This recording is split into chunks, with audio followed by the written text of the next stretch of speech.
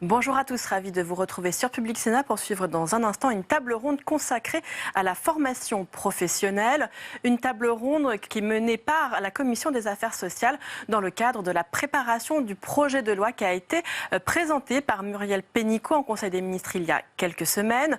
Ce texte en effet est un véritable chamboule-tout en la matière. Il a notamment deux objectifs. D'abord, faire en sorte que l'État pèse bien davantage dans ce domaine qui est jugé stratégique par l'exécutif.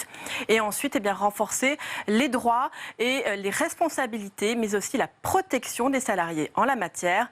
Mais voilà, cela va largement bousculer tous les acteurs du domaine. Voyez justement ce qu'ils en pensent avec cette table ronde qui rassemble des représentants de la région Île-de-France, experts en formation, mais aussi représentants de l'AGFOS PME. Tout de suite donc, place à cette table ronde qui s'est tenue ce matin au Sénat.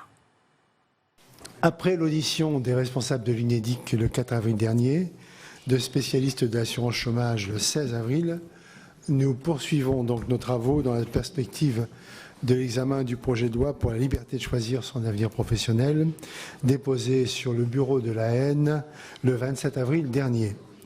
Nous consacrons nos travaux de ce matin au volet formation professionnelle de ce texte et nous accueillons à ce titre les représentants de l'organisme paritaire collecteur agréé interprofessionnel avec Madame Céline Schwebel, j'ai pas fait d'erreur, présidente, de Messieurs Jean-Philippe Maréchal, vice-président, Joël Ruiz, directeur général, et de l'AGFOS PME et un expert en droit de la formation, Monsieur Jean-Marie Lutrager.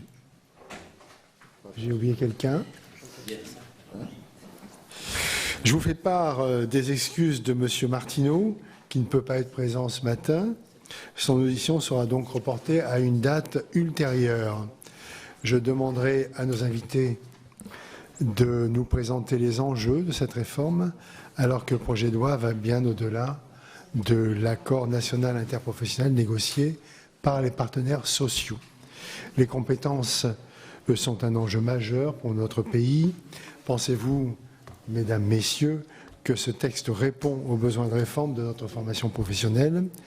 Vous avez la parole pour un premier temps d'exposé, avant que je donne la parole d'abord à la rapporteure et ensuite au commissaire. Je vous laisse le soin de commencer. Qui commence le premier? Celui qui veut. Voilà. Merci pour cette invitation.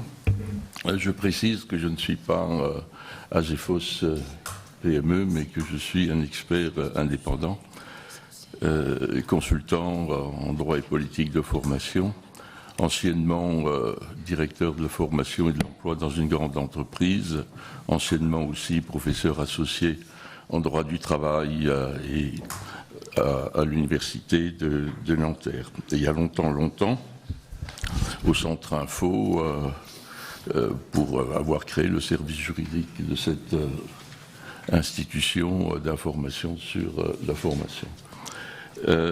Donc le regard que je porte sur cette réforme se situe du point de vue principalement juridique, c'est-à-dire je ne suis pas en situation, en responsabilité, donc j'ai un regard extérieur et un regard libre sur la manière dont les choses se présentaient.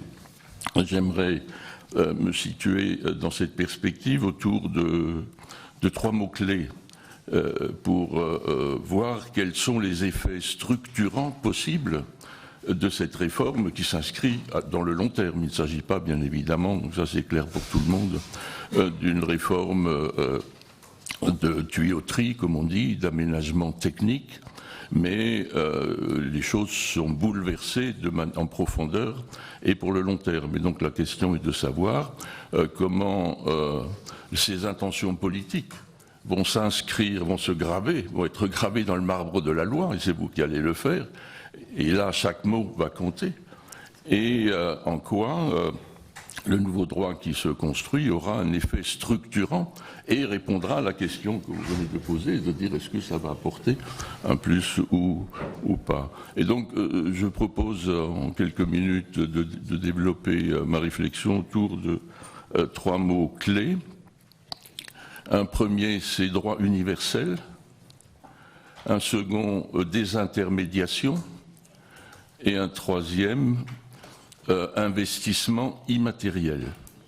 Donc ce sont 3 catégories générales, mais qui ont une portée juridique et qui commandent toute une série de dispositifs techniques que la loi aura pour effet d'inscrire dans le marbre et de favoriser ou non la mise en œuvre.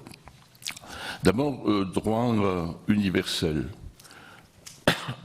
Le droit universel, tout le monde connaît ce concept. Ça signifie que toute personne, quel que soit son statut, quelle que soit sa situation, puisse, quel que soit le territoire sur lequel elle se trouve, là en l'occurrence c'est en France, donc que toute personne puisse disposer de droits opposables à quelqu'un, à l'employeur ou à une collectivité publique, et effectifs, c'est-à-dire qu'il y ait des ressources pour permettre l'effectivité de ce droit. Et le cas échéant, justiciable, c'est-à-dire que si le droit n'est pas respecté, on peut aller en justice. Le dernier droit universel qui a été construit, c'est le droit opposable au logement, par exemple. Le service militaire est également rentre dans la logique de l'universalité, sauf qu'il est obligatoire, ou qu'il était à l'époque obligatoire. Ici, la question, c'est un droit universel. Est-ce qu'il est obligatoire? Est-ce qu'il est facultatif? Voilà quelques remarques de départ pour dire en quoi, ensuite, si on applique cette notion, et c'est écrit dans l'intention d'ailleurs des travaux préparatoires dans l'étude d'impact, il est indiqué que le compte personnel de formation vise à l'universalité. Donc la question est de savoir comment concrètement cette universalité peut fonctionner. Donc un CPF pour tous les actifs occupés. D'abord, c'est quoi un actif occupé? Un salarié titulaire d'un contrat de travail est un actif occupé. Un demandeur d'emploi peut être considéré comme un actif occupé. Mais les travailleurs non salariés, il y en a 4 millions, sont également des actifs occupés. La question est de savoir si la notion de droit universel pour un travailleur indépendant a le même sens que pour un travailleur salarié. Je ne le pense pas. Et alors, il y a un problème là.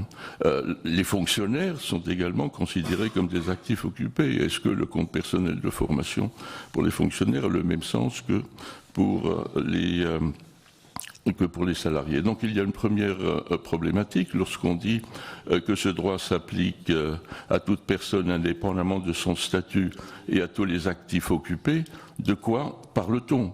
Ce droit s'arrête en principe à la retraite, mais il est dit également que l'abondement, c'est-à-dire ceux qui bénéficient d'un compte personnel de formation au titre d'activité bénévole peuvent continuer après. Oui, mais un travailleur indépendant, un auto-entrepreneur qui continue à travailler après la retraite, est-ce que son compte est fermé? N'est pas fermé. Donc il y a une problématique qui est liée à la définition même du public. Dès lors qu'on veut créer un droit universel, c'est quoi les actifs occupés? Et ça, c'est pas clair. Et je pense que le débat parlementaire pourrait contribuer à clarifier cette question. Lié toujours à cette problématique du droit universel, se pose la question de l'effectivité. Pour qu'il y ait droit, il faut qu'il y ait des ressources, qu'il y ait des moyens.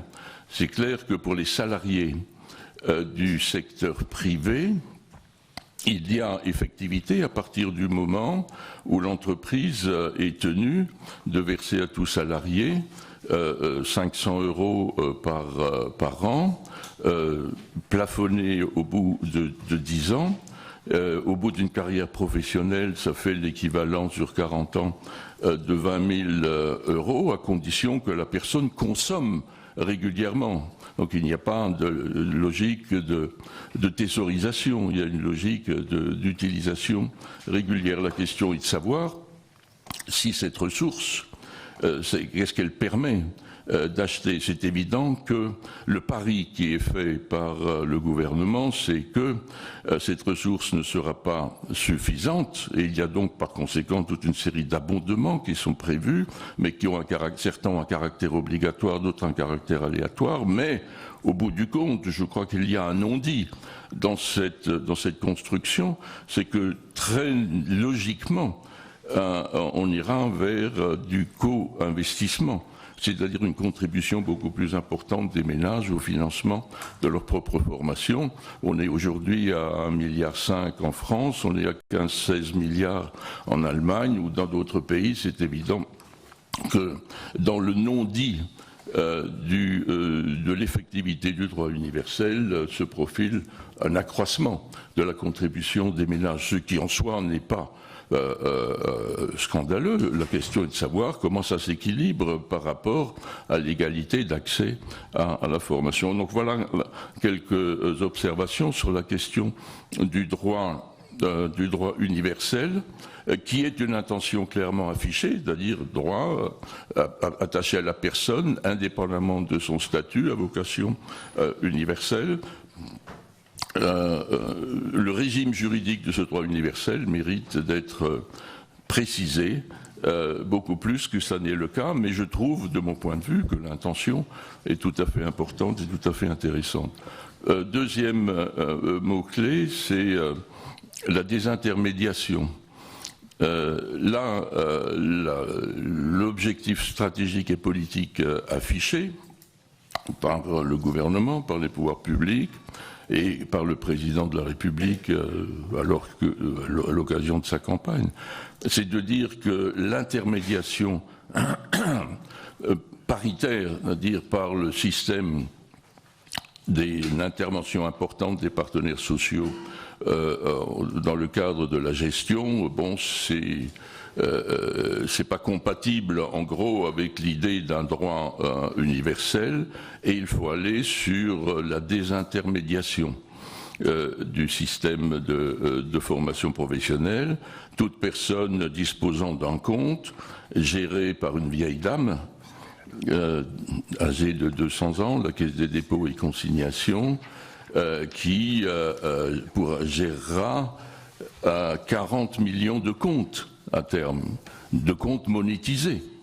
Et donc, bien évidemment, l'intervention dans la loi de la Caisse des dépôts prend un sens particulièrement significatif et important, lié à la monétisation et à l'importance des comptes si on se place sur le long terme. Donc il y a une forme d'intermédiation, une prestation de service de financement qui est rendue, également d'information, mais c'est une question qui mérite également d'être regardée de près. La Caisse des dépôts, qui dans la première phase du compte personnel de formation avait une mission de prestataire de service, là, la mission de la Caisse est inscrite dans la loi et ça devient une institution étatique à part entière, et si on la met en relation avec France Stratégie et avec l'URSSAF, on a là un triangle d'or d'institutions publiques ou parapubliques pour ce qui est de l'URSSAF, qui vont assurer, sous la responsabilité de l'État stratège, la régulation du système, et les individus ayant chacun un compte. La prestation, l'intermédiation assurée par les partenaires sociaux, au niveau notamment des OPCA, du FPSPP. Donc cette intermédiation est rétrogradés d'une certaine manière, puisqu'ils deviennent des opérateurs de compétences qui doivent justifier de la pertinence de leur prestation de services. Donc il y a vraiment une nouvelle donne qui est en train de se créer, un nouveau contexte sur le moyen long terme. La question clé là, c'est si l'intermédiation institutionnelle financière se trouve modifiée et remise entre les mains de l'État, se pose quand même la question du lien entre le demandeur de formation et le prestataire de formation. Or, la formation n'est pas un produit qu'on achète sur étagère, ça suppose un projet, ça suppose une réflexion préalable, ça suppose... Et donc là, la fonction d'accompagnement et de conseil en évolution professionnelle est totalement déterminante. La véritable intermédiation, c'est là qu'elle se passe. Si cette fonction n'est pas dotée de moyens, puisqu'elle est ouverte à tout le monde également. C'est-à-dire l'idée de droit universel s'applique également au droit au conseil. Si cette fonction n'est pas construite correctement, avec des moyens dédiés, avec un professionnalisme, on a un risque réel d'échec de l'opération. Donc voilà quelques observations sur la problématique de la désintermédiation paritaire. Ceci dit, et donc peut-être un regard historique également, ce modèle d'intermédiation a été construit en 71, la loi Chaban-Delors, n'est pas que Delors, Chaban également, et la philosophie était celle de la nouvelle société. Là, vous verrez, il y a un clin d'œil dans l'exposé des motifs de la loi, puisqu'on nous annonce une nouvelle société de la compétence, alors que la nouvelle société de 71, son objectif était de dire l'État étouffe tout, les acteurs économiques, sociaux n'ont pas suffisamment de marge de manœuvre, il faut leur donner de l'initiative et des responsabilités, d'où et on utilise le champ de la formation, de l'éducation permanente. D'ailleurs, sur le contenu, personne n'était intéressé par la chose, c'était simplement l'objet en tant que tel, qui était un prétexte pour aérer la société et donner du jeu aux acteurs sociaux. Là, on est dans une logique inverse, donc plus de 40 ans après, on dit cette nouvelle société, c'est d'une part la personne, quel que soit son statut, auquel on donne un certain nombre de ressources et de moyens pour s'intéresser au développement de sa compétence, et l'appareil et la puissance publique, alors que l'intermédiation paritaire comme gestionnaire a une place réduite. Ce qui ne signifie pas du tout que le dialogue social et les partenaires sociaux n'aient pas un rôle à jouer, mais au niveau de la négociation de branche, au niveau de l'entreprise et pas dans la structure nationale interprofessionnelle. D'ailleurs, ce modèle de gestion paritaire interprofessionnelle, on est une spécialité largement française, enfin ça dépend du système de relations professionnelles des pays. Mais par exemple en Allemagne, ce modèle-là n'existe pas. Il est un peu présent en Espagne de manière un petit peu différente, mais en fait c'est très déterminé par le système de relations professionnelles. Et donc la question clé là, et c'est également l'un des paris, si ce pari n'est pas tenu, comme pour le point précédent, les choses risquent de capoter, le pari, c'est celui de la restructuration des branches professionnelles et d'avoir, au lieu d'avoir 500 ou 600 champs conventionnels, qu'on en ait une cinquantaine ou une centaine avec une capacité d'action très forte. Or là, on est dans un sujet qui ne concerne pas directement la formation, mais qui a un impact sur la régulation du système de formation et qui est totalement déterminant. Donc le risque sur cette partie-là de la désintermédiation, c'est le fait que le pari de la restructuration et de la musculation des branches professionnelles ne soit pas tenu. Alors que sur le premier point, le droit universel, le risque, c'est celui d'une fonction de conseil en évolution professionnelle beaucoup trop limitée, sans effectivité réelle. Mon troisième mot-clé, c'est l'investissement immatériel. L'investissement immatériel. Alors, la formation est un investissement immatériel. On dit aux entreprises, vous devez investir, mais c'est immatériel, parce que le retour d'investissement en matière de formation, c'est pas évident. Et là, maintenant, on dit aux personnes, c'est vous aussi qui devez investir dans le développement de votre propre compétence. Et donc là, donc comme concept, on voit ce qui peut se dérouler derrière du point de vue juridique et financier. Ça signifie par exemple que cet investissement soit soutenu aussi bien pour les entreprises et que pour les ménages, pour les particuliers. Si déjà on leur demande de contribuer au financement, qu'il y ait une fiscalité incitative à la contribution des ménages, ce qui n'est pas le cas pour le moment, c'est un point. Et puis surtout, c'est la question de l'appétence pour la formation, comme on dit, l'appétence pour la formation. Dans une vie antérieure, j'ai eu l'occasion, dans les années 86, j'étais à l'époque directeur de l'emploi et de la formation à la Caisse des dépôts et consignations, justement, pendant une dizaine d'années. Et on m'avait demandé, c'était délégué à la formation professionnelle, de voir s'il y avait un marché pour l'épargne formation ou pour la prévoyance individuelle et collective. Et donc on avait fait un groupe de travail avec l'OCDE, avec des organisations patronales, avec l'administration et une enquête d'opinion via la Sofres, je crois bien, pour savoir si les personnes seraient intéressées à contribuer à un système de prévoyance ou un système d'épargne. Et s'ils avaient arbitré entre le loisir, c'est-à-dire 8 jours à prix cassé à la Mamounia à Marrakech, ou une action de formation, c'est évident que tout le monde allait à la Mamounia à Marrakech. C'est évident. Hein.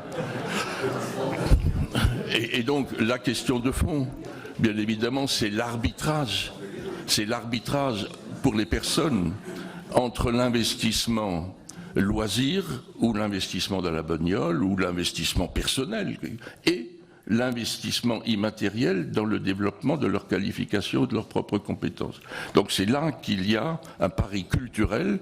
Moi je pense que sur le long terme, on devrait y arriver si on met les moyens pour ça, mais il y a un véritable pari. Donc au total, je trouve que les intentions politiques de cette réforme sont assez largement en adéquation avec des mouvements, avec des évolutions générales de la société par rapport à la personnalisation, l'individualisation, etc.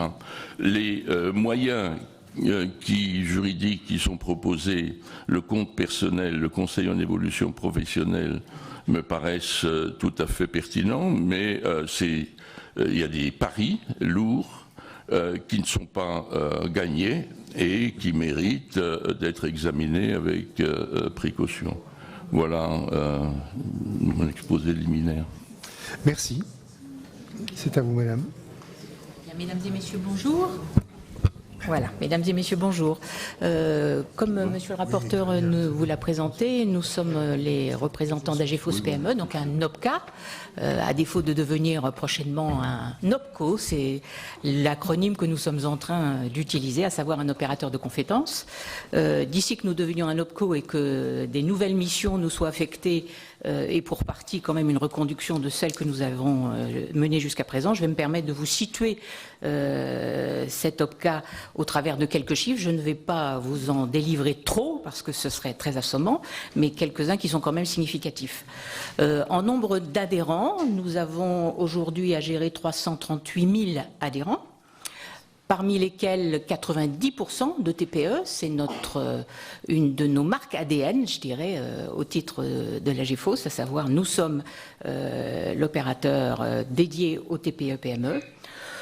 Nous couvrons au titre de l'ensemble de ces adhérents 5 millions, un peu plus de 5 millions de salariés. Bien évidemment, au titre de ces salariés, je vais pouvoir vous livrer un chiffre qui correspond au nombre de stagiaires que nous avons épaulés pour pouvoir suivre des parcours de formation. Ce nombre est de plus de 500 000.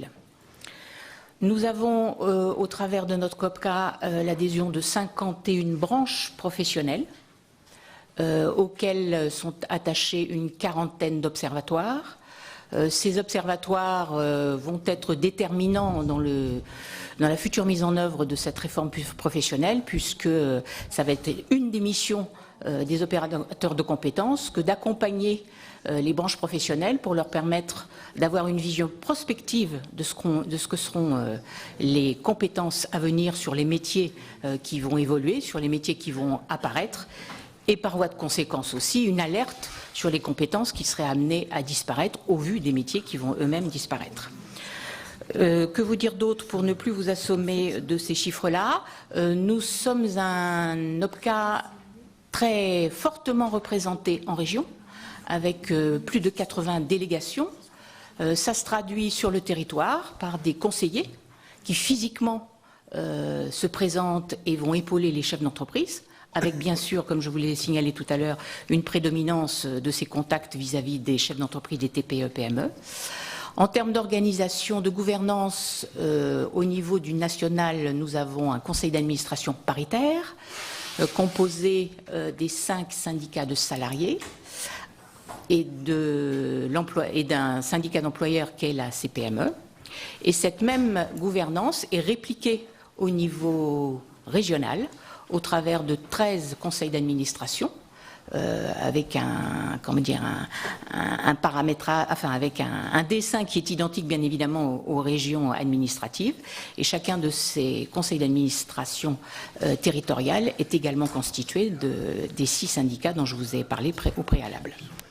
Voilà pour ce qui est de la situation un peu chiffrée de cette AGFOS. Et je finirai par dire qu'au titre de ces chiffres, nous sommes actuellement le premier OPCA de France, au travers non seulement des adhérents, mais au travers de la collecte qui nous est aujourd'hui confiée, que ce soit la collecte au titre de l'obligation légale ou la collecte depuis 2 ans de la taxe d'apprentissage. Oui, alors, monsieur le rapporteur, vous nous avez dit les enjeux de cette réforme. Est-ce que ce texte répond aux enjeux? Moi, je pense que par rapport à l'intervention de Jean-Marie Lutringer, il y a d'abord un enjeu premier qui me semble déterminant, qu'on n'a peut-être pas, en tout cas qui est affiché par la ministre, c'est la politique de l'emploi. La priorité numéro 1 affichée par le gouvernement est d'affecter massivement des ressources pour soutenir la politique de l'emploi et en particulier pour lutter contre le chômage de masse et notamment le chômage des jeunes. Je pense que si on n'a pas ça à l'esprit, on ne comprend pas la réforme. Et accessoirement, me semble-t-il, soutenir les mutations économiques, dont la transition numérique. À partir de là, on comprend pourquoi l'essentiel des ressources sont fléchées vers, et de cette réforme, me semble-t-il, vers ce combat, cette lutte pour l'emploi. Et donc, dès lors que l'enjeu affiché, c'est bien la politique de l'emploi, le gouvernement considère que c'est de sa responsabilité première, et donc l'État prend en main l'essentiel des ressources pour pouvoir conduire cette politique, et donc prend cette responsabilité dans un système qui était jusqu'à présent un système partagé entre plusieurs acteurs, les régions, les partenaires sociaux et lui-même État, et qui était régulé entre ces différents acteurs, en un dispositif où c'est lui qui prend la main sur l'essentiel du financement, en laissant un individu autonome sur son CPF. Je pense que si on n'a pas à l'esprit cette ambition du gouvernement, on ne comprend pas la réforme qui s'annonce. À partir de là, dans nous, ce que nous avons compris, puisque nous ne sommes pas le gouvernement, je le tiens à rappeler, donc c'est compliqué de répondre à la question c'est quoi les enjeux de la réforme. Je pense que ça serait d'abord au gouvernement de répondre à cela, mais en tout cas, ce que nous en avons compris, c'est que l'angle premier de cette réforme, c'est l'insertion des jeunes et la politique d'alternance. Et là, pour le coup, quelle est l'analyse qui a été faite? C'est qu'il existait 2 mécanismes principaux en matière d'insertion des jeunes, ce qu'on appelle le contrat de professionnalisation, dont on parle très peu, et qui a été créé et administré par les partenaires sociaux, notamment nous, la AGFOS PME, on en finance 45 000 par an d'insertion des jeunes par ce mécanisme, et de l'autre, le contrat d'apprentissage, dont tout le monde parle, et qui lui était dans un mode d'administration complètement différent, où le régulateur principal était le conseil régional. Bien. Le choix qui est fait dans cette loi, dans ce projet de loi, pardon, c'est de rapprocher les 2 mécanismes considérant qu'aujourd'hui, le contrat de professionnalisation représente environ 40% des flux de jeunes entrant en alternance par an, 60% étant le contrat d'apprentissage, que le premier se développe d'une année sur l'autre, de façon constante, et ce, malgré la crise, et que l'autre, il est globalement stable depuis une dizaine d'années. Et donc, ce constat amène le gouvernement à dire, eh bien, on va donner à la réforme, s'appuyer sur ce qui a fait le succès du contrat de professionnalisation et l'appliquer, le contrat d'apprentissage, et donner donc à ceux des acteurs qui en avaient la responsabilité, eh bien, un peu plus de responsabilité à ce titre. En l'occurrence, les branches professionnelles et derrière les outils qui s'appellent les organismes paritaires collecteurs agréés. Donc pour AGFOS PME et pour tous mes collègues des OPCA, demain, l'essentiel de notre métier sera le soutien aux politiques de branche, l'enregistrement et le financement des contrats en alternance pour les jeunes. Contrat d'apprentissage, nouvelle génération, contrat de professionnalisation, continuer. Donc je pense que si on n'a pas ça à l'esprit, cette ligne d'horizon, je crois qu'on ne comprend pas vraiment sur le sujet de la formation professionnelle, l'esprit c'est très fort. Alors ensuite, il y a un deuxième sujet, qui est la mutation économique, dont la transition numérique, dont le Conseil d'orientation de l'emploi nous a dit que globalement, environ 40% des emplois de demain seront transformés par cela à une échéance variable selon les secteurs, et que si c'est une transformation, il faut donc investir massivement en matière de formation pour pouvoir accompagner cette transformation. Là, pour le coup, la réforme, c'est une intention. Telle qu'on comprend, en tout cas les ressources mises à disposition pour cette réforme, ce n'est pas le sujet premier. Le sujet premier, c'est bien l'emploi. C'est l'emploi des jeunes et le soutien des demandeurs d'emploi à travers le financement du plan d'investissement de compétences, du PIC, et sa déclinaison en région du PRIC. Le reste, c'est des appels d'offres aujourd'hui qui sont conduits par l'État sur cette question de la stratégie de transformation de révolution numérique. Là où avant, effectivement, c'était un mécanisme partagé avec l'État et les partenaires sociaux qui lançaient des appels d'offres. Là où avant, on avait des systèmes d'accompagnement par ce qu'on appelle la période de professionnalisation des salariés en activité qui avaient des mutations d'activité accompagnées. Là où avant, on avait d'autres mécanismes comme le congé individuel de formation, la personne pouvait mettre en œuvre par une suspension du contrat de travail une reconversion en profondeur. Ce n'est pas le choix qui a été retenu dans ce texte. Donc, aujourd'hui, du point de vue du financeur que nous sommes, je rappelle accessoirement que nous n'intervenons que sur une partie de l'accompagnement de la formation des entreprises et qu'en règle générale, quand on vous indiquait par exemple le nombre de salariés couverts, vous avez beaucoup de grandes entreprises qui ne nous confient pas la gestion de leur plan de formation, pour lequel il y a bien des départs en formation, mais qui ne sont pas de notre ressort. Mais là où nous avons une valeur ajoutée que le CEREC a à peu près constatée, c'est évidemment sur les TPME, qui n'ont pas de spécialistes formation intégrés et pour lequel le rôle de nos conseillers est déterminant, à la fois pour aider à formaliser un projet de formation et à la fois aussi pour pouvoir monter un plan de financement du projet. Il est clair que du fait qu'on réalloue l'essentiel des ressources vers la politique de l'emploi, eh bien, on va dire le contrepoint, c'est de laisser aux entreprises la capacité à se financer par elles-mêmes. Donc les ressources dites mutualisées vont fortement baisser pour accompagner le plan de formation de ces entreprises.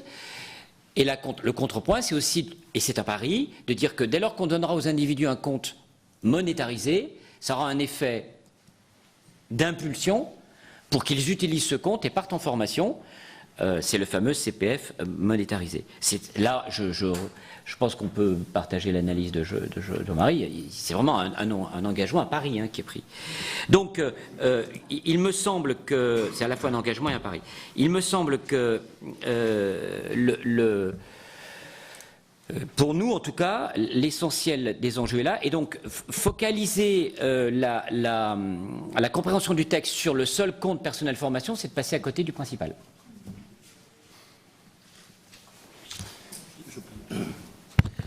Oui, peut-être en complément, je dois rebondir un petit peu sur ce qui a été dit, sur le fait de répondre à la question est-ce que ça répond aux enjeux. Ça a été clairement dit, encore faut-il qu'on soit d'accord sur les enjeux.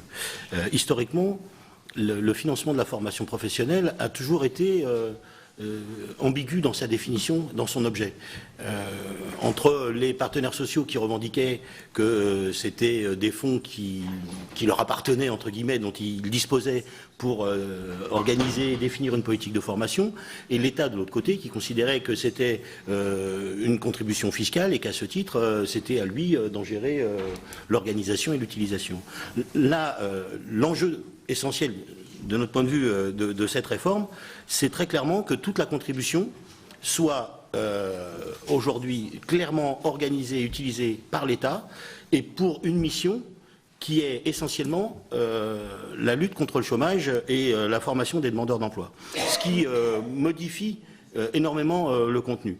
Très clairement, ça a été dit, ça renvoie l'individu plus autonome dans la gestion de ses besoins de formation, dans la réponse qu'il peut apporter à ses besoins de formation, mais également l'entreprise, si on regarde bien quand même. Parce que depuis la réforme de 2014, le plan de formation n'était plus géré, n'était plus mutualisé pour les entreprises de plus de 300. Avec cette réforme, ce sont les entreprises de plus de 50 qui se retrouvent sans contribution. Et donc on renvoie sur les entreprises elles-mêmes aussi le financement de leurs besoins de formation, alors qu'avant elles en avaient une partie qui était mutualisée. D'où aussi l'évolution du rôle des OPCA que nous sommes. Ça me paraît être quand même quelque chose d'assez important. Après, sur l'idée de développer la mission de conseil, enfin sur l'évolution du rôle des OPCA en OPCO, c'est pas une rupture, parce qu'en fait, cette évolution, elle avait déjà été introduite par les réformes précédentes, mais on conservait quand même, l'OPCA conservait une mission de gestionnaire. Que très clairement, enfin si on écoute ce que nous a dit M. Fouché encore récemment, aujourd'hui le gouvernement ne souhaite plus que ça soit la mission d'un OPCA. Principal, voire plus du tout, hein, il nous avait laissé entendre. Hein. On était vraiment dans une mission d'accompagnement. Donc c'est une mission qu'on a réussi au niveau de la GEFOS à anticiper, me semble-t-il, relativement bien, mais qui de toute manière, en effet, va impacter quand même malgré tout notre activité. Est-ce qu'on peut dire au moins, juste en complément, sur cette question première qui était la réponse aux enjeux. Merci bien. Donc je vais pouvoir laisser la parole d'abord à notre rapporteur, Madame Fournier, pour poser quelques questions. Oui, merci Monsieur le Président. Eh bien, tout d'abord, je voulais remercier tous les intervenants de ces exposés, de cet avis qu'ils nous ont fait partager au titre de cette réforme. Alors moi, j'aurais simplement quelques petites questions. Donc, je reviens sur ce compte personnel de formation en euros, puisqu'on vient de l'aborder, et non plus en heures. Donc, on a bien compris que vous aviez annoncé que c'était un pari, hein, mais j'ai noté également qu'il y avait aussi cette notion d'appétence de l'individu à prendre en main aussi sa propre formation. Donc je voudrais que vous alliez un petit peu plus loin dans ce pari et comment vous le ressentez-vous. Ensuite, quel regard pouvez-vous porter sur la suppression du système de ces listes paritaires de formation qui sont éligibles au financement de ce compte personnel ? Et également, au titre de l'article 5 sur les qualités des actions professionnelles, que pensez-vous de la simplification, de la définition de l'action de formation prévue par cet article ? Que pensez-vous également de la réforme de la gouvernance de la formation professionnelle ? On a bien compris que c'était aussi ce que vous aviez présenté comme étant un pari de faire, sans être péjoratif, le ménage dans le système des branches, tout au moins à leur faire prendre conscience qu'il fallait qu'elles se structurent un peu mieux pour renforcer l'efficacité de ce système. Et j'en viens évidemment à la transformation des OPCA en opérateur de compétences. Ne pensez-vous pas qu'elle risque de fragiliser la capacité de ces organismes, en fait, à connaître le besoin de formation des branches, à mieux sensibiliser les entreprises, à mieux capter les besoins du terrain et évidemment les mutations qui sont nécessaires aux entreprises dans le cadre des formations attendues. Voilà, je vous remercie. Merci bien. Je vous laisse répondre. À l'ordre des répondeurs n'est pas... Allez-y. Il y a une première, je ne les prends pas dans l'ordre, vos questions, mais je répondrai à toutes assez rapidement. La première question, effectivement, est de savoir de quoi la formation est-elle le nom. Le texte, le projet de loi modifie la définition en profondeur de l'action de formation. À l'origine, si on regarde la perspective historique, c'était l'atelier industriel et l'école, c'est-à-dire le stage, unité de temps, unité de lieu, unité d'action. C'est-à-dire la formation ne peut avoir lieu qu'en dehors du rapport de travail, dans un lieu protégé, etc. On est passé du stage à l'action de formation, et là, la définition est beaucoup plus ouverte en tant que telle. Et donc la question est de savoir aujourd'hui de quoi la formation est le nom. C'est-à-dire il faut bien arriver à l'identifier. Et donc sur l'évolution de cette notion d'action de formation, il y a la question de ce qui se passe en amont de l'action, la question de ce qui se passe dans le processus pédagogique lui-même et de ce qui se passe en aval.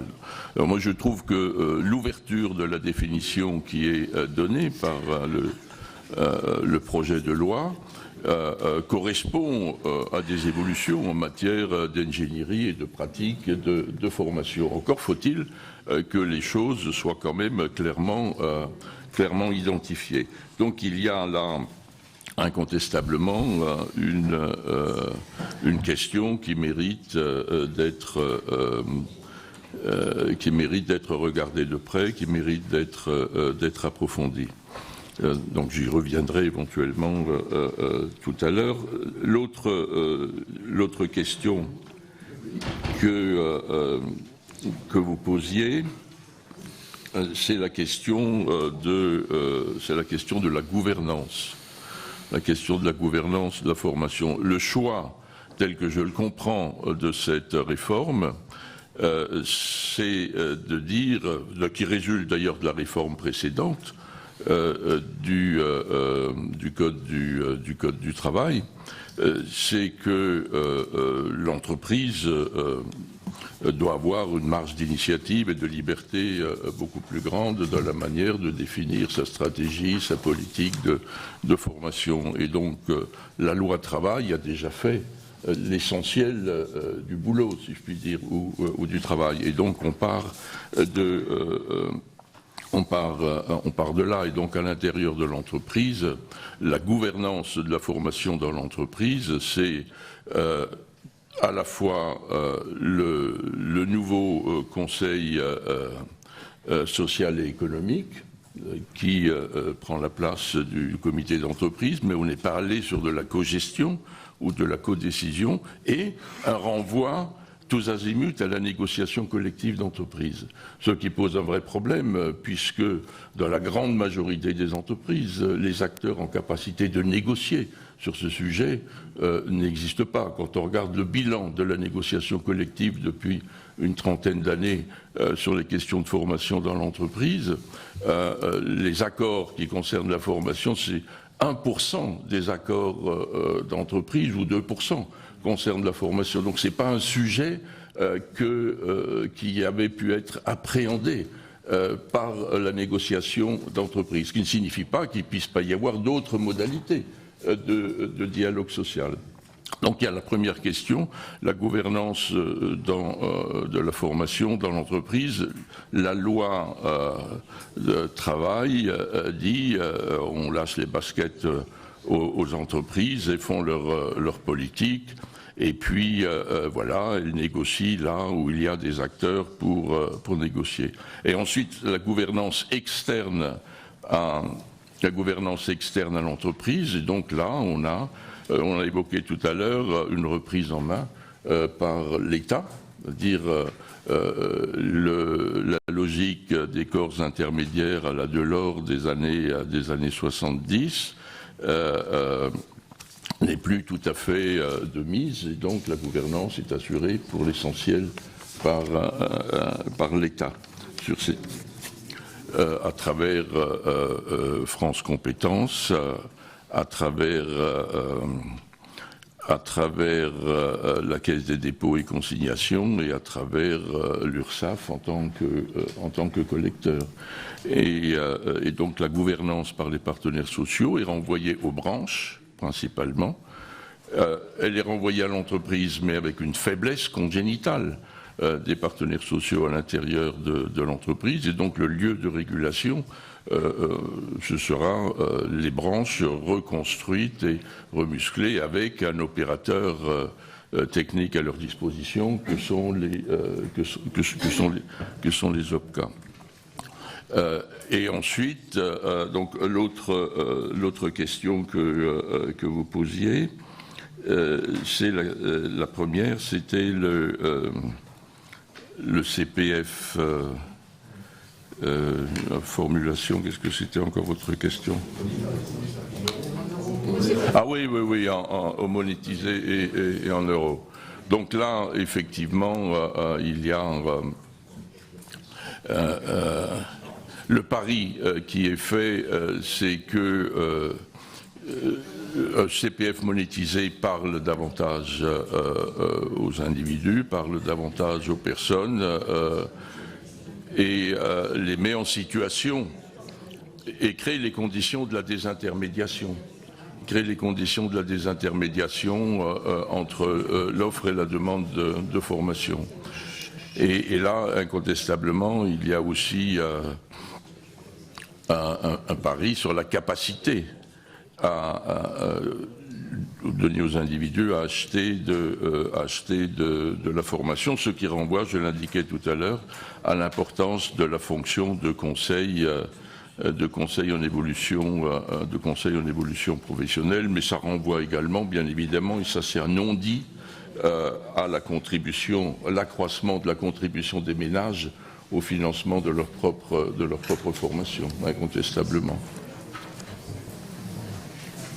Peut-être quelques compléments relatifs à cette question du CPF monétarisé. Madame, vous avez effectivement utilisé le terme qui convient, c'est l'appétence.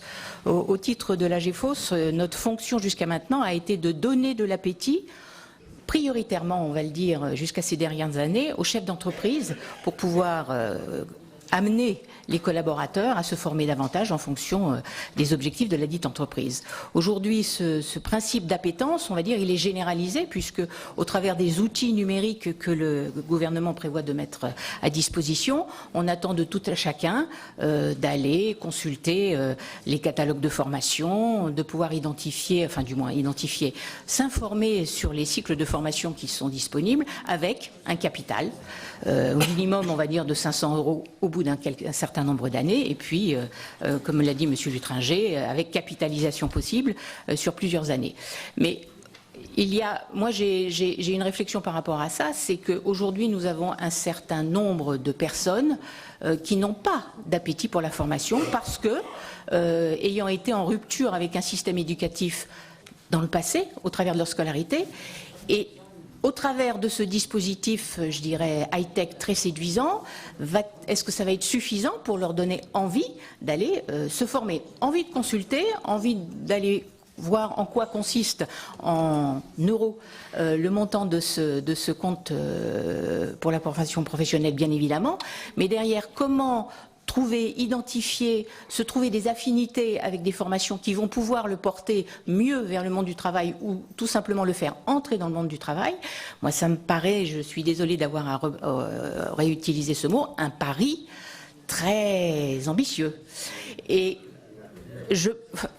inatteignable, c'est vous, monsieur, qui le soufflez. Et j'ai le sentiment que pour cette portion, cette frange de personnes qui n'ont pas aujourd'hui forcément le réflexe de la formation, pour ne pas parler d'appétence, les laisser en autonomie complète me paraît ne pas pouvoir atteindre les objectifs que se sont fixés. Et dans ce cadre-là, je pense que le CEP devrait peut-être pouvoir être un préalable pour un certain nombre de personnes, pour les aider justement à se trouver une orientation qui va les amener vers les objectifs professionnels qui se sont fixés. Donc voilà, je dirais, les réflexions que je vous livre au titre de cette monétarisation. Et puis j'en livrerai une autre. Aujourd'hui, je dirais, s'engager dans un processus de formation, on va dire, pour justement des personnes de niveau 4 ou 5, ça a un certain coût, suivant la durée de la formation. Mais dès l'instant que vous avez déjà acquis un certain nombre de compétences ou de qualifications, s'orienter vers d'autres cycles de formation, on va dire avec une valeur ajoutée peut-être professionnelle plus élevée, ce capital de 500 € ou 2000 € ne va pas être suffisant. Et là, on rebondit effectivement sur ce qui nous a été dit à l'instant. Inciter l'ensemble de la population à abonder à, je dirais, un capital formation, aujourd'hui, c'est une culture qu'il va falloir initier. Je ne doute pas que pour les générations à venir, on ait une réponse tout à fait favorable à cet enjeu. Mais aujourd'hui, on a quand même une partie de la population qui n'a pas cette réaction, qui n'a pas ce réflexe et qui n'aura peut-être pas, je pense toujours, je dirais aux plus défavorisés, les moyens. Donc l'enjeu ou le pari est réellement très très ambitieux. Oui, peut-être pour compléter, le CPF, le fameux compte personnel formation, il a dans la réalité 2 ans et demi, 3 ans de vie. C'est rien à l'échelle de la population pour s'approprier un dispositif. C'est rien. On le réforme à nouveau. On a un dispositif qui est un compte de droit en heures, qui ressemble un peu au compte épargne-temps. C'était comme ça qu'il était pensé. On lui substitue un mécanisme où on aura de l'argent. Voilà. C'est un pari en cela que c'est plus facile à comprendre. J'aurai 2000 € plutôt que j'aurai 100 heures, 120 heures d'un droit rechargeable, peut-être un peu compliqué à expliquer. C'est ça le premier pari. Il a un avantage, il est plus simple à comprendre que des heures. Il a un inconvénient, c'est l'effet de thésaurisation. Ah ben si j'ai 2000 €, le jour où j'en aurai vraiment besoin, j'utiliserai. Or, le mécanisme, il n'est pas conçu comme ça, Jean-Marie Lutragélisé avant. En fait, c'est un système qui se recharge par l'ancienneté.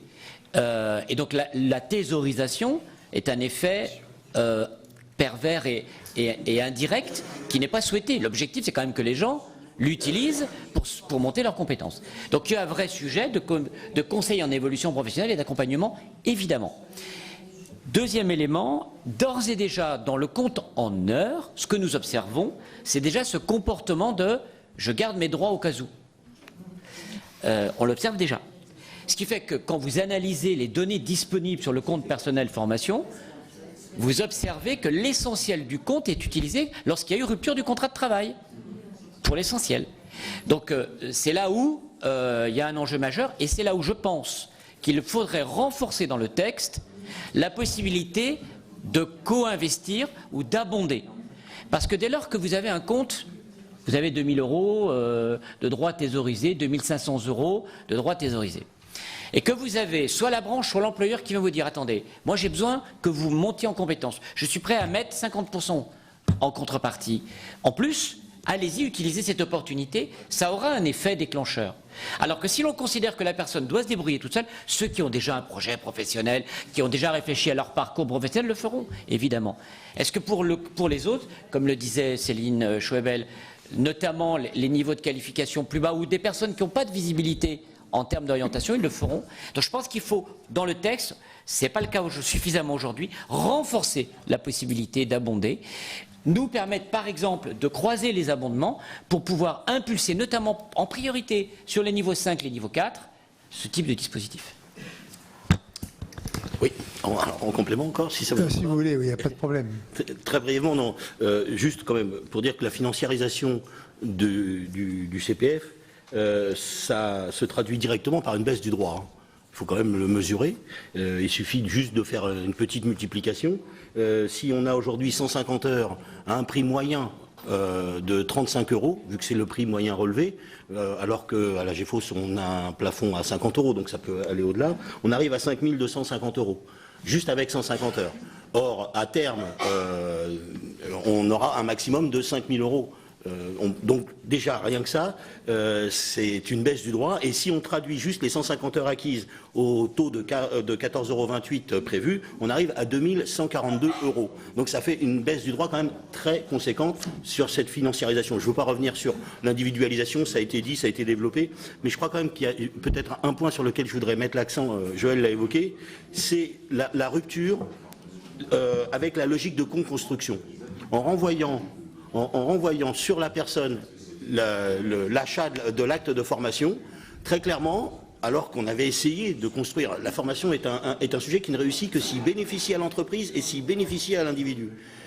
Or, en renvoyant sur la personne d'un côté et sur l'entreprise de l'autre côté, on casse cette rupture, cette stratégie de co-construction qu'il va falloir, de notre point de vue, redynamiser et qui devra se redynamiser par des politiques de branche qui aujourd'hui n'ont rien de marqué dans le marbre. Hein. Ça sera selon la bonne volonté et le rapport de force qu'il peut y avoir dans telle branche ou dans telle branche. Dans les questions que vous posiez, il y avait aussi la suppression des listes. Alors, pour mon organisation, c'était un point important puisque, alors je suis pas là pour ça, mais je suis quand même de la CGT, donc je vais quand même le rappeler. Un peu de pub, c'est comme ça, hein, un peu de pub ne fait pas de mal. Je le vis très bien, je vous rassure. Mais très clairement, la suppression des listes a été une de nos revendications depuis la réforme de 2014. Ce système était une aberration. Parce qu'on était par un système d'exclusion, tout simplement. Or, comme on crée un droit, si la première règle qu'on commence à mettre en œuvre, c'est d'exclure telle ou telle formation, l'accès à telle ou telle formation.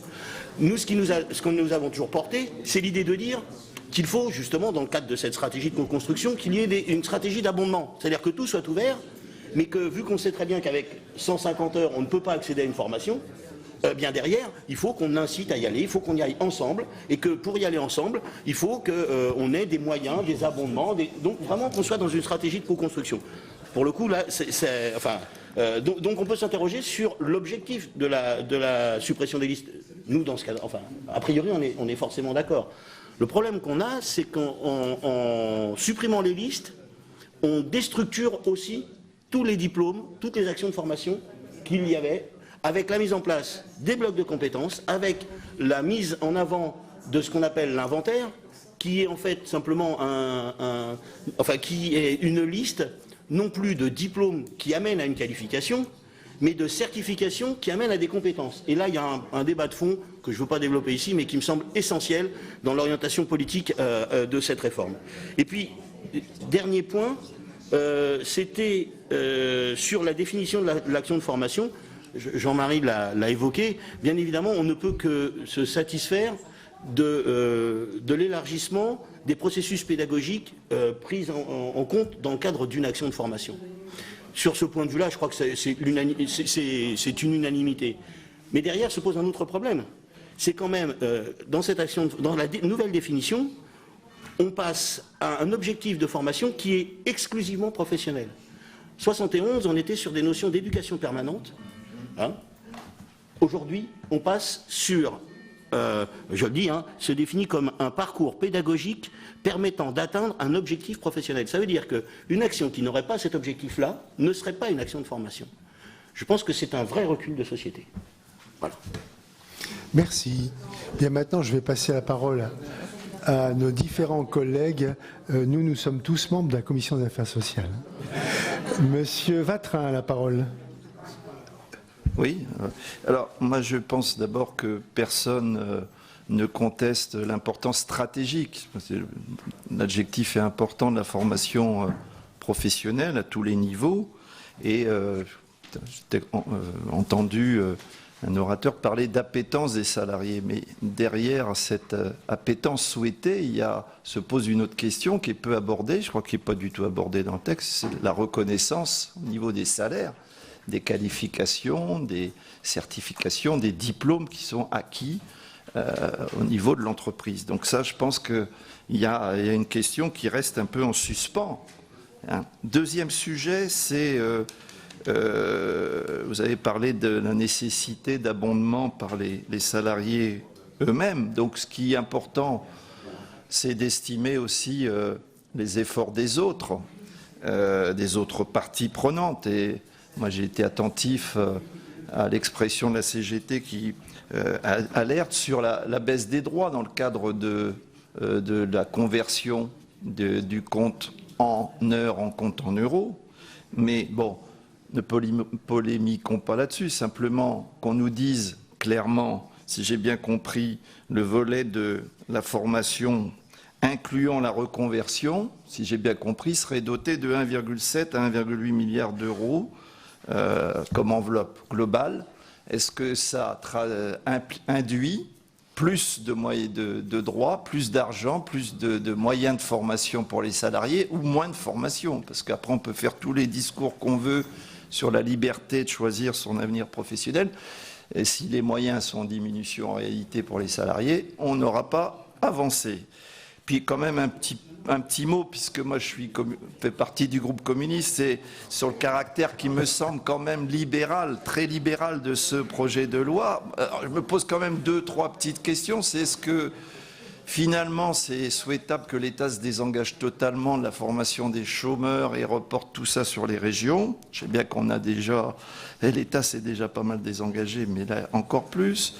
Et une question de fond, c'est est-ce qu'on peut réduire la notion de formation professionnelle à celle d'employabilité? Je pense que notre société, ses évolutions, ses bouleversements, vous avez parlé du numérique, induisent la nécessité d'une élévation générale du niveau de formation des salariés. Et donc pas seulement lorsqu'on perd son emploi ou qu'on est en une situation de précarité. Merci bien. Monsieur Daudigny. Merci, Monsieur le Président. Trois questions. La première a fait déjà l'objet de réponses de votre part, mais je voudrais la reformuler. Cette réforme contribue donc à dessiner une société que l'on pourrait appeler une société des individus, chacun disposant de son smartphone, outil obligatoire, et des logiciels permettant d'entrer en contact avec tout service public ou tout dispositif social. Et dans cette société donc des individus, les droits deviendraient universels, ce qui n'est pas évidemment d'ailleurs une mauvaise chose, puisque nous en parlons souvent dans un domaine qui nous est cher, qui est celui de la santé. Alors ma question c'est, est-ce qu'il n'y a pas contradiction entre cette société des individus et la nécessité qui est aujourd'hui d'accorder des priorités à la formation, c'est-à-dire lutte contre le chômage, formation des jeunes et puis adaptation de la société donc aux nouvelles techniques et en particulier au numérique. Par contradiction entre individus disponibles et donc qui décide lui-même, et puis des priorités collectives. La deuxième question est de même ordre. Cette réforme dessine un effacement des organismes intermédiaires, c'est-à-dire des organisations syndicales en matière sociale. Est-ce que là, il n'y a pas non plus une contradiction entre une perte de compétences des organisations syndicales et le rôle que d'autres réformes veulent faire jouer aux organisations syndicales au sein de l'entreprise dans un dialogue social qui serait renforcé? Moins de compétences, plus de dialogue social, est-ce que ce n'est pas contradictoire? Et puis la troisième question portait sur les régions.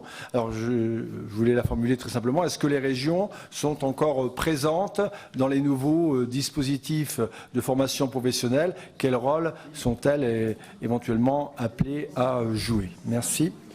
Merci bien. Monsieur Lévrier, pour la suite. Oui, merci Monsieur le Président. Quelques questions assez rapides. Vous avez parlé pour les AGFOS de 5 millions d'adhérents, je le résume à ça, ou de salariés adhérents, pour 500 000 formations. J'imagine que c'est 100 000 formations par an, soit 10%. Donc on pourrait dire que 100% des gens formés, il faut 10 ans pour que 100% des gens formés. Mais le vrai débat, c'est plutôt de savoir, et je ne sais pas si vous avez ces chiffres, de savoir combien de personnes sont formées dans l'entreprise ou pas. C'est-à-dire qui profite de la formation. Parce que 100% des salariés ne le font pas. Donc si vous avez ces chiffres, ce sera quand même très intéressant, ce qui est important. Vous avez parlé aussi d'une baisse des ressources sur la formation. Là, je voudrais savoir quelle baisse il y a, parce que selon moi, il n'y en a pas. C'est un équilibre dans les montants. Pareil, dans les 500 000 personnes formées, est-ce que vous intégrez les contrats de professionnalisation, les contrats d'apprentissage, ni l'un ni l'autre? On est d'accord, ok. Et puis, je fais le lien avec la monétarisation, le besoin de financement commun entreprise, enfin qui pourrait aider les salariés avec l'entreprise.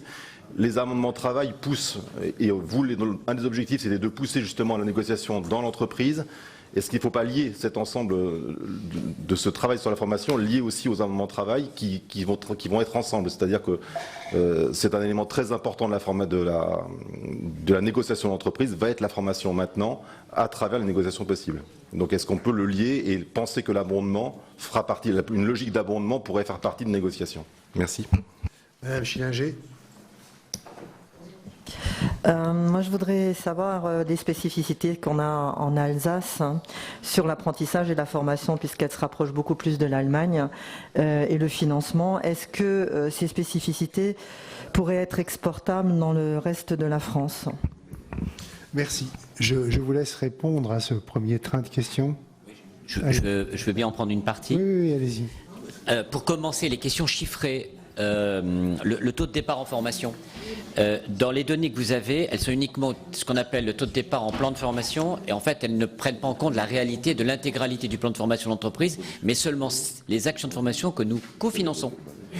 C'est-à-dire qu'en fait, c'est pour ça que vous arrivez à un ratio, en fait on cofinance grosso modo par an, sur l'ensemble de la population des salariés couverts, nous cofinançons environ 10% des personnes. Mais la réalité du taux de départ en formation est bien supérieure, car beaucoup de formations qui sont financées à 100% par l'employeur lui-même, notamment plus la taille de l'entreprise augmente. Ça, c'est une première remarque. Quel est le taux de départ en formation moyen aujourd'hui dans le secteur privé? Sur les très petites entreprises de moins de 10 salariés, on est aux alentours de 12 à 13%, dans un salarié sur 10 part en formation dans l'année. À partir de plus de 10 salariés, grosso modo jusqu'à 50 à 100, on arrive à un taux du quart des effectifs. Il faut aller au-delà de 350, voire 2000, pour arriver à 50% des effectifs qui partent en formation. Mais ces données cachent des disparités majeures.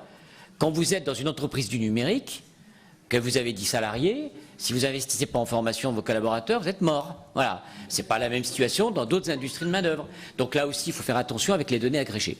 Enfin, pour ce qui est de la GFOS PME, nous avons accompagné massivement, en priorité, les entreprises de moins de 100 salariés. De 10 à 100, c'était notre cible historique. Pour celle-là, le CEREC a fait des mesures d'évaluation de l'impact des fonds mutualisés. En gros, on a permis le doublement du taux de départ, à peu près, dans l'ancien mécanisme qui existait d'accompagnement de la formation des salariés. Alors, la deuxième question que vous posez, c'est, j'évoquais une baisse des ressources. Alors, il faut être très précis, il n'y a pas une baisse des ressources. Il y a une réallocation des ressources vers la priorité du chômage. C'est ça qui se passe. Donc, par conséquent, quand on réalloue, on enlève à certains pour donner à d'autres. C'est de ça dont il s'agit. Donc, il y a bien une priorité d'allocation des ressources pour lutter. C'est pour ça que je considérais que dans la présentation, oublier l'ambition première du texte, c'est quand même passer à côté de sa logique générale. Donc il est essentiel de l'avoir à l'esprit. Donc, c'est le point qui me semble important. L'autre point, c'est la question de la monétarisation, et ça fait lien avec d'autres questions sur la société de l'individu, en contradiction peut-être avec certaines priorités. Je pense qu'il ne faut pas tout mélanger. Je sais bien que la formation est un mot valise qui cache en réalité des différences. D'ailleurs, nos amis étrangers ont souvent des mots différents. Ils ne vont pas dire éducation, ils vont utiliser le mot education ou training, education. Lorsqu'on va parler de formation professionnelle, on va parler plutôt de vocational training, ce que nous traduirions en littéral par entraînement professionnel. En espagnol, c'est pareil, en italien, c'est pareil. En français, on a un mot valise, c'est la formation professionnelle continue. Ce qui fait qu'on a un biais, c'est-à-dire qu'on oublie les finalités. Il est clair que dès lors que vous êtes sur de l'entraînement professionnel, c'est un sujet qui doit plutôt appartenir à la situation de travail et à l'entreprise. Lorsqu'on est plutôt en éducation professionnelle, avec finalité diplômante, qualifiante, certifiante, c'est plutôt là, pour le coup, un sujet de co-investissement, d'accompagnement, et ça sera très rarement en seule situation de travail. Ça n'a pas de sens. C'est des formations beaucoup plus chères et beaucoup plus longues. C'est là où se pose la question de la mutualisation des ressources. C'est-à-dire que si on veut monter le niveau de qualification, c'est bien sûr que le sujet est posé là. Et donc, pour revenir à votre question, le compte personnel formation nouvelle génération, il a vocation à cofinancer quoi? Pas l'entraînement professionnel. il a vocation à cofinancer des formations qui conduisent à une certification. Donc ce sera de toute façon des formations plus chères. Et c'est ça qui est cofinancé, c'est pas n'importe quoi. C'est pas un stage d'une journée de découverte du nouvel outil qu'on va mettre dans l'entreprise, en place, du nouvel outil informatique qu'on va mettre dans l'entreprise. C'est pas ça. Hein. Donc je crois que c'est pour ça qu'il faut faire attention avec le mot valise. Il faut bien adresser le sujet de façon différente selon ce qu'il porte, la finalité. Je tenais à l'indiquer parce que c'est quand même un point important. Et c'est pour ça qu'il nous semblait essentiel que lorsque l'on veut que de parler de droits individuels, de société des individus qui portent eux-mêmes leurs compétences, donc leur certification professionnelle, encore faut-il qu'on sache vers quoi on va se faire certifier. D'où la question de l'accompagnement, d'où la question de nos priorités à ce titre. Et lorsqu'on indiquait qu'il y a... Je ne pense pas qu'il y ait contradiction dans le texte. Il y a bien une priorité absolue de l'emploi, et ensuite on a des objectifs seconds. On a un objectif premier, on a des objectifs seconds. Pour continuer dans la question que vous posiez, et quid des conseils régionaux là-dedans, mais les régions, elles ont un rôle important sur la politique de l'emploi, justement. C'est là où elles sont attendues, de concert avec Pôle emploi et avec les pouvoirs publics. Et c'est là aussi où je crois qu'il faut l'avoir à l'esprit, c'est que le plan d'investissement compétences, c'est le deuxième levier majeur qui est utilisé dans cette réforme. Alors certes, il est plus financier, c'est pas des dispositifs, c'est pas des droits, on a du mal à le mesurer, mais là, il va concentrer énormément de ressources. C'est le cas dès cette année. Et donc, pour terminer rapidement, les régions ne sont pas exclues du système. Il ne faudrait pas avoir un biais de compréhension.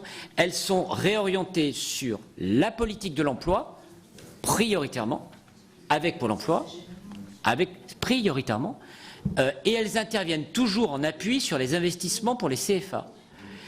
Ce qui s'est passé dans cette réforme, c'est que sur le financement de l'apprentissage et sa régulation, c'est sur ce mécanisme-là qu'il y a eu un transfert de compétences vers l'État avec la péréquation à travers France Compétences et les branches professionnelles pour fixer les critères de prise en charge et les certifications. C'est ça qui s'est passé dans la réforme. Mais on ne peut pas dire que les régions, elles sont sorties du dispositif. C'est pas vrai.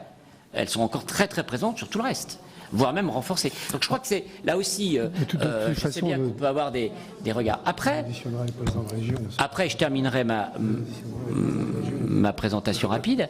C'est que vous aviez un mécanisme où les régions, les partenaires sociaux et l'État avaient une capacité à intervenir sur l'ensemble de l'éventail des dispositifs et se concertaient. Une des conséquences de la loi, c'est de dire chacun a en responsabilité un domaine, mais ne se concerte pas sur les autres sujets. Car chaque dispositif doit avoir son responsable et donc son financeur principal. C'est aussi ça qui est une des conséquences de la réforme, me semble-t-il. Qui prend la suite? Allez-y. Oui, parmi les questions posées, il y avait celle de l'employabilité dans ses rapports à la formation, ce qui renvoie à la responsabilité de l'entreprise. Or, la réforme précédente, c'est-à-dire les ordonnances portant réforme du Code du travail, ont très largement fixé le paysage, et la réforme formation ne vient que se greffer sur ce dispositif sans pour autant le modifier sur le fond. Donc je pense qu'il est important de rappeler ce qui est dit dans la réforme Code du travail qui peut concerner de manière directe ou indirecte la formation. Donc il y a deux choses importantes. Il y a la problématique de la gestion individuelle des compétences et il y a la problématique de la gestion collective des compétences. L'entreprise est le lieu de la gestion des compétences individuelles ou collectives. On ne parle pas de la sémantique du mot compétence par rapport à celui de qualification, on pourra y revenir. Donc s'agissant de la gestion individuelle des compétences, si on fait le lien entre les ordonnances et la réforme qui nous est proposée, donc sur la gestion individuelle, d'une part, il y a un principe structurant fondateur de la loi qui est maintenu, c'est que l'employeur a l'obligation d'adapter le salarié formation d'adaptation au poste de travail, et il a l'obligation de veiller à sa capacité à occuper un emploi. Donc cette formulation qui était dans la loi, il y a eu un petit happening sur la question de savoir si c'était sorti ou pas, mais ça reste bien évidemment dans la loi, et même si ça n'y était pas, ça a été mis dans la loi comme traduction d'une orientation de fond de la jurisprudence qui est fondée sur le principe de bonne foi contractuelle. Que ce soit écrit dans la loi, que ce ne soit pas écrit, l'employeur est tenu de donner un certain nombre d'outils, de moyens à ses salariés pour qu'ils puissent faire leur travail et donc de l'adapter à l'emploi, ce qui va de soi. De même, si vous louez un logement, au moment où vous rentrez dans le logement, il y a un état des lieux et quand vous sortez, il y a un état des lieux. Et il faut que lorsque le salarié quitte son emploi, il soit employable ailleurs. Enfin, c'est du bon sens, c'est du principe généraux du droit. Et donc ça, c'est maintenu sur l'obligation d'adaptation et c'est même précisé dans le projet de loi, puisqu'il est dit que toute formation qui relève d'une disposition d'une convention internationale créant une obligation d'adaptation, c'est du travail effectif. C'est du travail effectif. Et tout ce qui relève de dispositions législatives et réglementaires, c'est du travail effectif. Donc ça renvoie à la question de savoir ce qu'est le travail effectif et ce qu'est la formation. Le travail effectif, c'est le travail du salarié sous la subordination de l'employeur, qui suit les orientations données par l'employeur et ne peut pas se livrer à d'autres activités que celles-là. Et donc il y a une adéquation entre formation et temps de travail, temps de formation et temps de travail effectif. Et donc cette question se trouve consolidée dans le projet de loi. Je trouve qu'il n'y a pas tellement de discussion possible là-dessus. En tous les cas, si on regarde par ailleurs la jurisprudence, c'est clair et net. La question qui est posée, c'est celle de savoir ce que signifie l'obligation de veiller à la capacité à occuper un emploi. Est-ce que c'est le même emploi? Est-ce que c'est un autre emploi? Et qu'est-ce que veut dire veiller? Veiller à. Et donc la réponse de la loi, c'est veiller à, ça renvoie à un droit de procédure. Ça renvoie d'une part au conseil, à l'entretien professionnel, qui est maintenu dans la loi, et ça renvoie d'autre part au bilan de parcours au terme de 6 ans, à dire si un certain nombre d'obligations par l'employeur n'ont pas été respectées, notamment une obligation de formation et l'obligation de tenir les entretiens professionnels, il devra verser un abondement supplémentaire aux salariés. En fait, il n'a pas respecté ses obligations d'employabilité, c'est-à-dire à travers la formation, et donc le salarié lui-même aura des ressources pour le faire. Donc ça, c'est un mécanisme fondamental sur la question de l'employabilité. La question qui se trouve posée là, c'est sans doute de préciser cette procédure-là. Enfin, elle est déjà bien ancrée, mais il me paraît important, effectivement, de faire en sorte que l'obligation, disons, générique d'employabilité, c'est-à-dire d'adaptation, de veiller à la capacité à occuper un emploi, soit clairement réaffirmée et que le droit de procédure soit également développé. Et à cet égard, je vais dire quelque chose qui ne plaira pas à mes amis d'AGEFOS. L'obligation de tenir un entretien professionnel n'existe que pour les salariés des entreprises de plus de 50 salariés. Je trouve ça totalement anormal. Totalement anormal. Ça n'a aucun sens. Ça n'a aucun sens. Surtout que nos amis d'AGEFOS, dans tous les cas la CGPME, nous dit que le dialogue social dans nos petites entreprises, c'est pas avec les syndicats, c'est avec les salariés eux-mêmes. Et donc, chiche, faisons en sorte, messieurs les sénateurs, que dans le projet de loi soit clairement inscrit l'obligation d'entretien professionnel avec le salarié à partir de un salarié. Bien évidemment, j'étais moi-même patron d'une petite entreprise, c'est évident que je discutais avec mes collaborateurs sur leurs perspectives professionnelles, enfin ça va de soi. Ça va de soi. Et donc ça, c'était une disposition disons, de lobbying CGPME qui avait bien fonctionné à l'époque. Et là, je pense qu'il faudrait revenir là-dessus. Donc, si vous pouviez faire œuvre législative sur ce point, ce serait très bien. Autre question. Oui, mais c'était... Mais, oh, pardon. Ah, non, c'est générique, oui. Ah oui, oh là là, oh là là. Non. Mais je ne devrais pas me laisser aller à ça. J'ai été élevé avec 4 sœurs. Et donc, j'ai pas de problème avec cette question-là.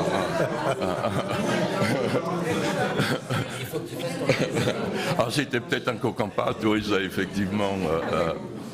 Voilà, donc ça c'est un premier aspect sur l'employabilité. Un deuxième aspect sur l'employabilité, et donc ça c'est un événement qui va arriver en 2020.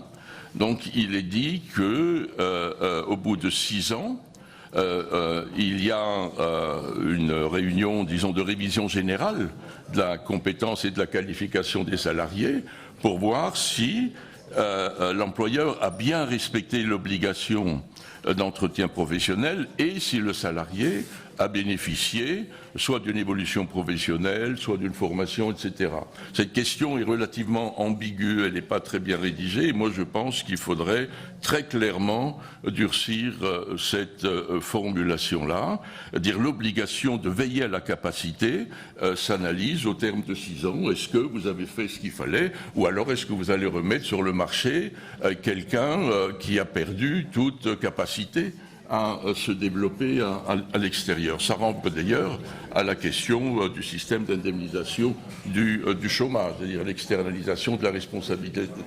Donc il y a là, sur la question de l'employabilité, le droit existant est déjà pas mal, mais il est, je pense, amendable. On peut, et ensuite, il y a, lié à ça, toujours de l'employabilité. Ça, c'est sur la gestion individuelle des compétences. Ensuite, il y a la question de la gestion collective des compétences.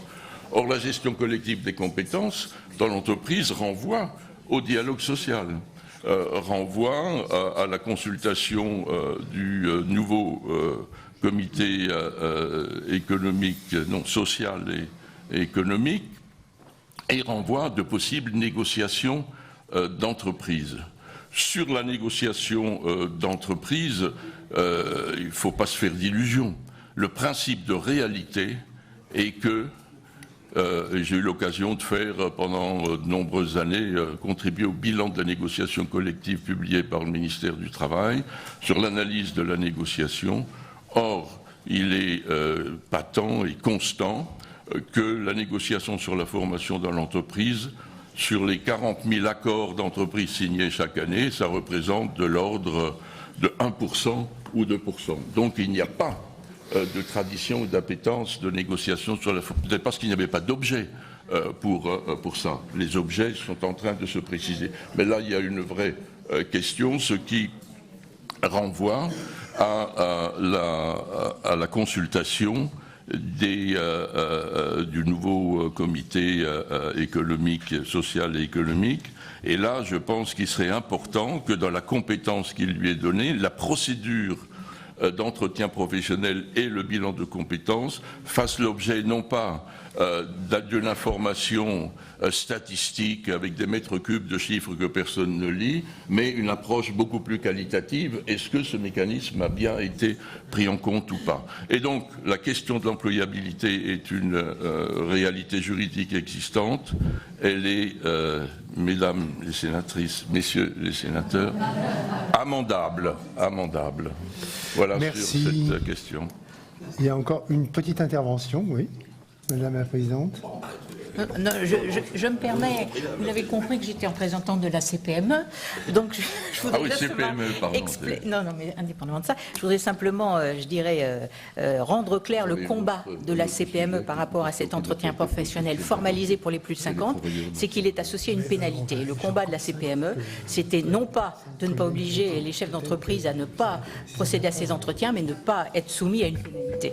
Bien évidemment, je dirais, c'est l'intérêt des entrepreneurs, c'est l'intérêt des salariés de pouvoir procéder régulièrement à ces entretiens. Donc c'était la petite, le complément d'information que je tenais à vous dispenser. Vous voulez compléter aussi. Et vous avez noté que si ça ne plaisait pas à une partie de la CPME, l'autre partie était tout à fait d'accord avec votre proposition. Et là, je peux parler au nom de l'ensemble du collège salarié. Juste, peut-être une petite précision sur la baisse des moyens. La baisse des moyens, ça a été dit, c'est une baisse des moyens pour la formation des salariés en activité. C'est pas une baisse de l'enveloppe. L'enveloppe, elle est constante au moins depuis 2014. Mais quand même, elle a été déjà fortement réduite en 2014. Et si on prend la baisse de 2014, telle que je l'évoquais tout à l'heure, c'est à peu près un peu moins de 2,5 milliards d'euros qui ont été transférés de la formation des salariés en activité à la formation des demandeurs d'emploi. Et avec cette réforme-là, c'est encore 1,5 milliard. Donc en 2 réformes, on est à 4 milliards sur les 13 milliards que dépensaient les entreprises en matière de formation. On est quand même à donc 4 milliards sur 13 qui, de la formation des salariés, est transféré sur la formation des demandeurs d'emploi. Ça peut s'entendre sur les priorités qu'on donne, mais ça n'empêche que si on veut garder de la compétitivité aux entreprises, il faut bien quand même que cette formation elle puisse se dérouler. Et puis un dernier point quand même sur le compte personnel de formation.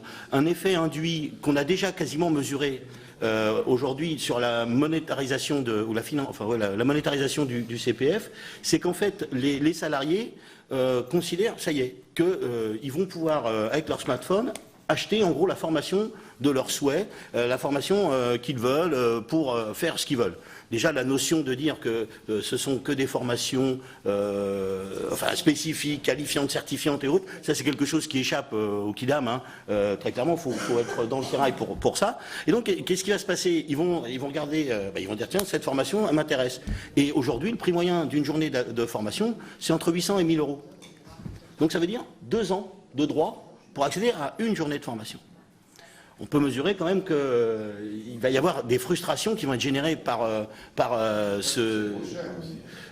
Peut-être que c'est trop cher. Et après, quand c'est rationalisé, j'allais y venir, c'est quand on est sur des formations qui sont plus longues, jusqu'à 150 heures, on peut descendre à des tarifs qui oscillent entre 4 000 et 5 000 euros, mettons. Donc, en moyenne. Donc, on voit bien qu'il y a des rationalisations à faire, mais ça n'empêche qu'au niveau des frustrations, ça va générer des frustrations terribles. Si on achète une formation comme on achète un autre produit, forcément, on va se rendre compte qu'on va créer de l'appétence, là pour le coup, mais qui ne va pas être satisfaite. Voilà. Merci bien. Voilà pour cette table ronde sur la formation professionnelle qui s'est tenue ce matin au Sénat dans le cadre de la préparation du projet de loi sur le sujet. Notez d'ailleurs que Muriel Pénicaud était hier au Sénat pour présenter les grandes lignes de son projet de loi devant le groupe centriste et que la formation professionnelle, eh bien, c'est l'un des pans de protection sur lesquels travaille l'exécutif et dont d'ailleurs Édouard Philippe a parlé hier dans un entretien avec Le Monde. Vous pouvez toujours voir et revoir toutes les auditions et toutes les tables rondes sur notre site publicsénat.fr. Très bonne journée sur les chaînes parlementaires.